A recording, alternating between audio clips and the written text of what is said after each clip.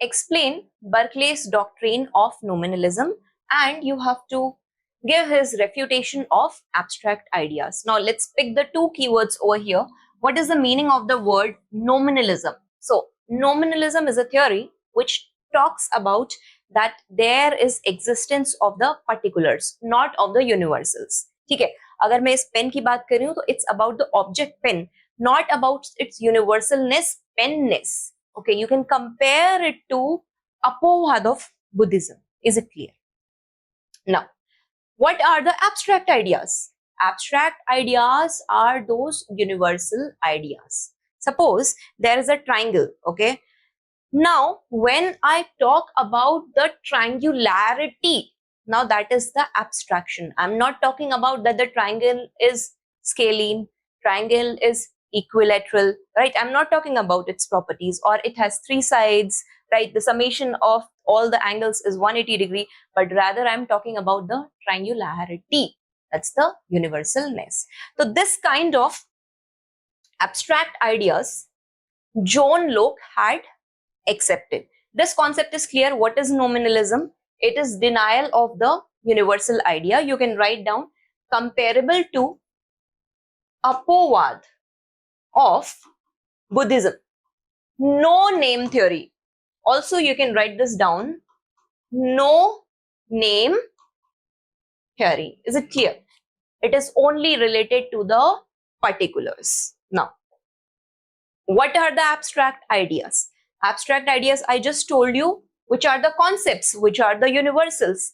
Who brought that? Locke had given this, that he says, imagine the idea of a triangle. When you are imagining the idea of the triangle, again, it is not equilateral, it is not isosceles, it is not scalene. What it is triangularity. इसको Berkeley खारिज करेंगे, ठीक है?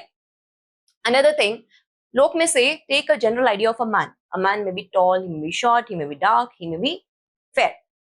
Now, these are those qualities which Berkeley will be emphasizing, particulars, but Locke will be emphasizing on the manness, on the universalness over here.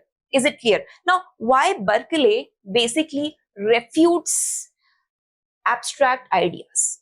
क्योंकि Berkeley की theory में ये clearly mention है that he says that there is no matter.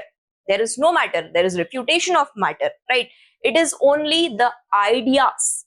Okay, the mind and its ideas are the real existent entities, right? In this context, Berkeley says that when I say a table exists, okay, I may not be always able to perceive the table. You may not be always able to perceive the table, but there must be a superior mind which is always perceiving the table. And that superior mind he has mentioned as God. Okay? Despite being an empiricist philosopher, Berkeley, he gives his theory of immaterialism, that is rejection of matter, and it proceeds forward to subjective idealism. You can compare it to Yogachar school of Buddhism. Is it clear? So, yeah, in terms of refutation of the abstract ideas, what Berkeley is saying, if I talk to you that there's a man, what comes to your mind? Manness, or it comes to your mind that, oh, he's of this color, he's of this height, he's wearing this. The particulars are coming to your mind, right? So this is one argument he says. Similarly, with the triangle, the particulars come. Is it a isosceles triangle? Is it a equilateral triangle? Right, this is what Berkeley is saying in his first point.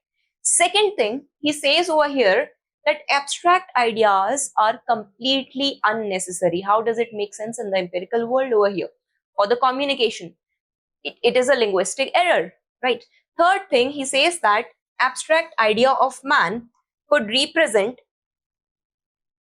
a man being dark, a man being white, a man being tall, a man being short. It could represent all these things, yet possess none of the specific qualities. That is again the similar thing he's trying to say in a different way, that what is this manness? Can we perceive the manness? We can't, right?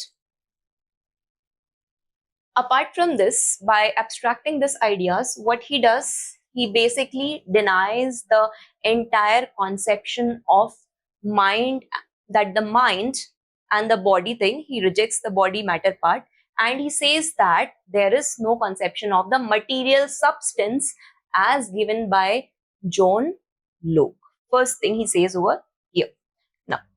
Now, the conclusion over here is that the logical conclusion that he wants to establish, I have just told you, he wants to establish his theory of immaterialism. And after this, he comes to a conclusion. Esiste percibi. To be is to be perceived. Okay.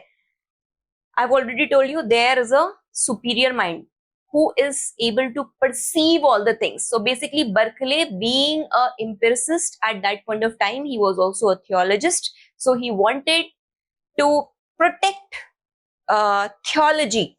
Okay, that is why he has given his this concept, and he is also known as, because he has accepted the context of the greater mind as God, the superior mind. That's why he's also known as a subjective idealist. Is it clear?